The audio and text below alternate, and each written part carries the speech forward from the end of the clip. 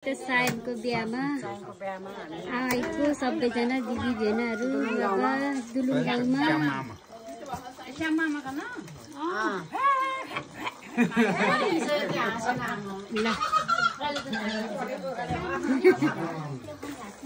सोल्टी दुइटा भेटे तर सोल्टी सोल्टी ल हेलो हेलो ल बोला त ल दुईजनाले ल बोला त तिमी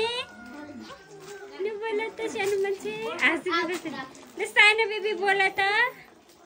यता हेर न हेलो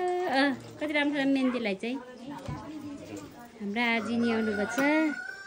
छोरोको बिहामा रिता दिदी काँक्रा खानुभएको गाउँको अर्ग्यानिक यता भेनाहरू भेना ए भेना हामी त आयौँ नि हामी नि आयौँ दुलुङ गाउँमा आयौँ नि बिस्तारै घत्रङ गुत्रङ गरेर कस्तो लाग्यो बाटो राम्रै छ है बाटो एकदम ठिक छ गाउँको बाटो ठिकै राम्रै आइको चारको भयो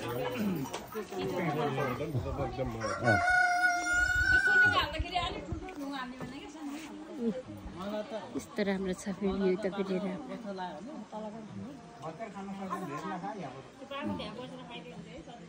भतेर खान सक्दैन धेरै नखानु यहाँ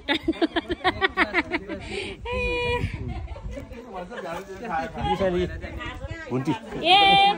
स्यामीको मम्मी त कति हाम्रो घरको ठुलो भयो नि भन्दा त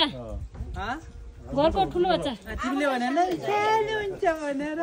उहाँको ठुलो भयो चाहिँ स्यामी ए स्यामीको मम्मी त